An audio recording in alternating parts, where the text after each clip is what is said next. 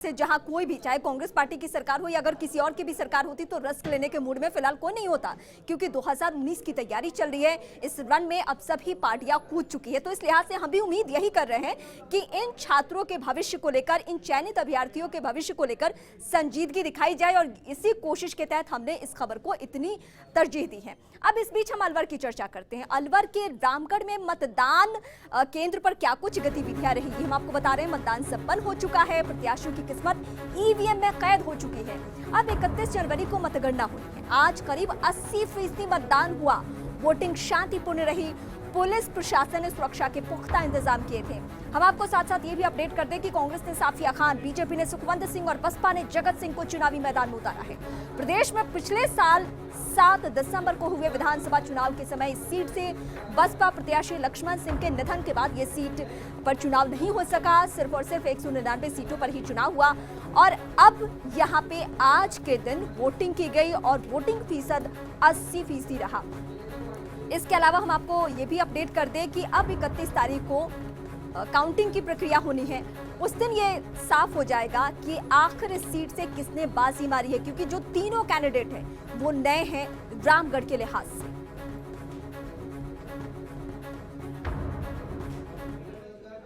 रामगढ़ विधानसभा चुनाव में वोटिंग शांतिपूर्ण संपन्न हो चुकी है। सीईओ आनंद कुमार ने कहा है कि लोगों ने बढ़ चढ़कर मतदान किया है।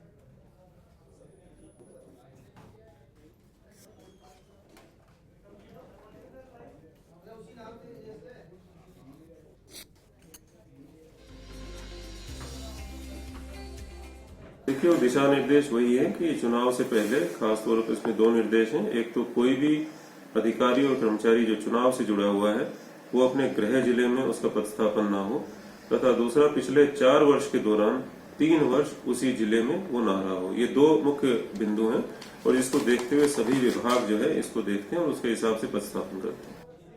इस बीच हमारे सहयोगी इस वक्त हमारे साथ अश्विनी जुटे हैं, उनका रुख करते हैं। अश्विनी, बड़ा दिलचस्प हुआ चुनाव तब जब त्रिकोणीय मुकाबला हो गया।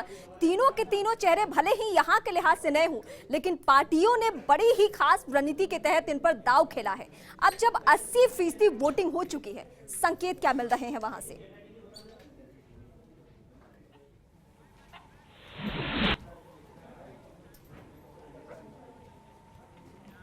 देखिए, रामगढ़ का चुनाव पूरा हो गया है और 3 जो प्रमुख तौर पर प्रत्याशी थे, अब लगभग स्थिति साफ हो गई है कि बसपा संभवतः तीसरे नंबर पर यहां रह सकती है। लेकिन बसपा के प्रत्याशी जगत सिंह ने पूरे चुनाव को रोचक बनाकर रखा, और कितने मत बसपा प्रत्याशी यहां पर ले रहा है इसका परिणाम भी दोनों भाजपा और कांग्रेस के प्रत्याशियों के परिणाम पर असर पड़ेगा। इसका अभी माना जा रहा है कि जिस तरह सुबह से मतदान जो हुआ उसका प्रतिशत लगातार बढ़ता गया। पूरा जो मेवात के इलाके थे, जो नौगावा की बेल्ट थी वो एक अलग थी, और गोविंदगढ़ का जो था वहाँ गोविंदगढ़ में भाजपा का होल्ड माना गया, और जो मेवात पूरी बेल्ट थी वहाँ कांग्रेस का होल्ड माना गया। रामगढ़ कस्बे में भी भाजपा को अच्छे मत मिले, लेकिन अभी जो माना जा रहा है कि जाट जो मतदाता थे मुख्य तौर पर उन्होंने बसपा को वोट दिया, और एससी के मतदाताओं ने भी वोट दिया जगत सिंह को। इसके कारण से जो नुकसान हुआ, अगर पिछले चुनाव की बात करें, अब तक के जो चुनाव लगातार यहाँ होते गए जिसमें जुबेर खान और ज्ञानदेव आहूजा आमने सामने रहते थे, उन चुनावों पर अगर नजर डालें तो ये साफ तौर पर नुकसान जो दिखता है वो भाजपा को नुकसान होता हुआ दिखता है। जितने ज्यादा मत बसपा लेती है उतना ज्यादा नुकसान भाजपा को होता दिख रहा है, और अगर कम मत मिलते हैं बसपा को तो ये साफ तौर पर कांग्रेस को नुकसान होगा। हालांकि 31 जनवरी को मतगणना होगी, उसके बाद तय होगा। जिक्र यहाँ पे कर रहे हैं, उस बीच हम ये भी जरा आपको बता दें कि दर्शकों को अपडेट कर देते हैं इस बीच कि क्या कुछ उस दौरान हो रहा था। यानी गौ तस्करी का मुद्दा बहुत ही ज्यादा हावी था जब बीजेपी की सरकार थी, लेकिन क्या इस चुनाव में, इस उपचुनाव में ऐसा कुछ देखने को मिला? मुद्दों के ऊपर क्या ये सब चीजें, ये समीकरण हावी रहा?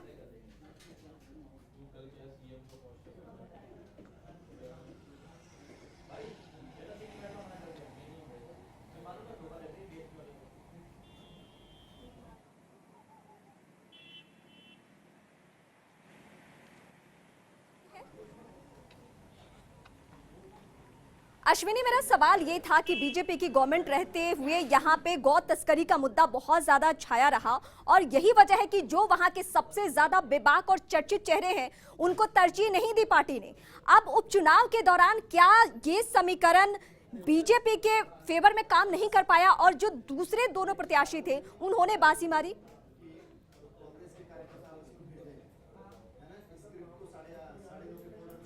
देखिए, यहाँ पर ये जो नजर आ रहा है साफ तौर पर, जिस तरह लंबे समय से रामगढ़ में गो तस्करी का मुद्दा मुख्य तौर पर यहाँ रहा, अपराध को लेकर मुद्दा रहा और यहाँ पर विधायक होने के बावजूद ज्ञानदेव आहूजा थाने में प्रदर्शन करते नजर आए, यहाँ पुलिस के खिलाफ बोलते नजर आए, जबकि सरकार भी यहाँ भाजपा की थी और ये कहा गया कि मैं कुछ सच बोलता हूँ। लेकिन इस चुनाव में देखा गया कि यहाँ भले ही मॉब लिंचिंग का मामला हो, भले दूसरे मामलों, उनका कहीं भी हल्ला नहीं दिखा। कहीं भी किसी नुक्कड़ और चौराहे पर इस बात का माहौल यहां पर नहीं दिखा कि गो तस्करी को लेकर वोट मांगे जा रहे हैं। दूसरे, हाँ ये सही है कि अपराध को लेकर, अपराध की बढ़ोतरी को लेकर या अपराध के खिलाफ या महिला सुरक्षा को लेकर ये जरूर नजर आया कि इस पर वोट भी मांगे जा रहे हैं और मतदाता का मन भी इस बात पर है कि वो किस तरह अपने प्रत्याशी को चूज कर रहा है, तो वो इन बातों को ध्यान रख रहा है। लेकिन सबसे बड़ी बात यह थी कि विकास का मुद्दा यहां पर अब भी गौण रहा। जो सबसे पहले प्राथमिक तौर पर होना चाहिए था वो उतना प्राथमिक तौर पर नहीं दिखा, विकास का मुद्दा यहां पर गौण दिखा। और अगर जिस तरह राजनीतिक पंडित मान रहे हैं कि कितना वोट किसको मिला। अश्विनी, आपने बताया हम गौ तस्करी की बात कर रहे थे, इस मुद्दे को लोगों ने भुला दिया है। इस बीच आपने ये कहा कि विकास का मुद्दा भी इस चुनाव में गौण रहा। तो इन तीनों कैंडिडेट की जो जाति है, क्या जातीय समीकरण के तहत यहाँ पे पूरा चुनाव मोल्ड कर दिया गया?